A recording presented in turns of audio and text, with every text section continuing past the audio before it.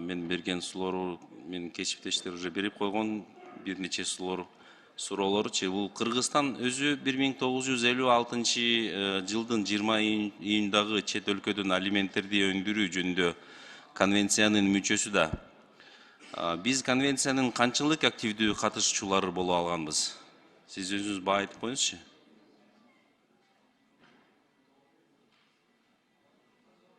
Ким жооп берет? Саламатсыздарбы, Карим Лемзарович. 56 жылкы конвенция бизде 2003 жылы ратификацияланган. Бирок бир дагы жолу бизден ошол арыз келип түшкөн жок, же болбосо бөлөк өлкөлөрдөн бизге дагы запрашиваемое государство деп коет, аяктан дагы арыз келип түшкөн жок. Ошон үчүн 56 жылкы конвенция боюнча бир дагы иш жүргүзүлбөгөн жок. Азырынча балдарга алимент өндүрүү боюнча Кыргыз Республикасынын башка мамлекеттери менен кызматташтыгы жөнүндө статистикалык маалыматтары барбы? Азыр тиги именно алименттер боюнча жок, общий статистика маалыматтары бар. Бул Кишиневский конвенция боюнча СНГ өлкөлөрүнүн арасында. Ошондо бизде 2022 жылы 1824 запростор менен бизге кайрылып, биз дагы ошонун ичинде кайрылганбыз. Ошонун статистика 1824 запрос 22 жылдын ичинде. Бул толук маалыматбы? Ооба. Азыркы убагында сот департаменти конвенцияны ишке ашыруу үчүн жооптуу борбордук орган болуп дайындалган. Келишим түзүүчү тараптардын өз ара аракеттенүү системасы кантип түзүлөт? Ушул конвенцияга биз киргенден кийин Министерство иностранных дел аркылуу биз депозитарийге Гаагага бул жиберебиз. Анан борбордук орган судебный департамент деп берилет ошол жака. Анан ошо бөлөк өлкөлөрдүн борбордук органдары менен биз кызматташтыкты өткөзөбүз. Биз запрос жиберебиз. Бизге мисалы биздин жаран күйөөсү бөлөк өлкөдө жүргөн болсо, алимент бизден соттун чечими чыгып, алимент өндүрүлсүн деп жүрсө, биз ошол өлкөгө жиберебиз. Алар биздин соттун чечимин өзү карап туруп, признание кылат дагы, андан кийин ошо алиментти өндүрүү жагы жумуштарын жүргүзүшөт. Андан тышкары алименттер жөнүндө кабыл алынган чечимдерди кечиктирбестен аткаруу үчүн кандай таасирдүү чаралар көрүлөт бул жерде? Мыйзам чегинде көрүлөт. Ар бир ушул келишим негизинде ар бир өлкөнүн өзүнүн мыйзамына жараша ошондой жумуштарды алып барышат.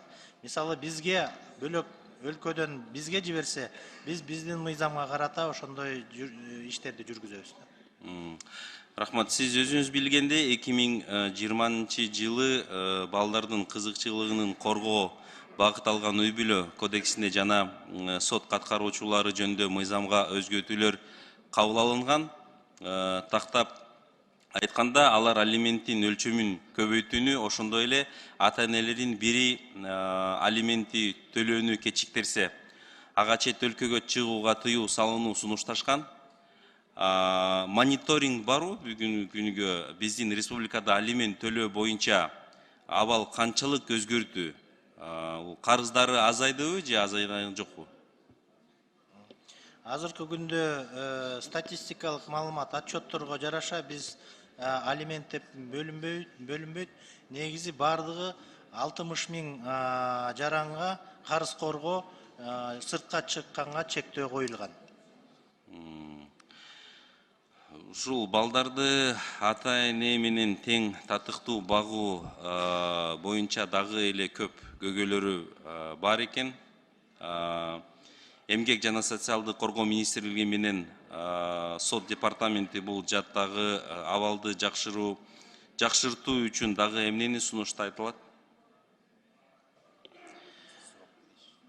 Азыр чындыгында эле көйгөй аябай курч болуп турат. Анткени жумушу жок адам болсо карызкор, жумушу жок болсо анда биз андан эч кандай, жумушу жок анан мүлкү жок болсо биз андан эч кандай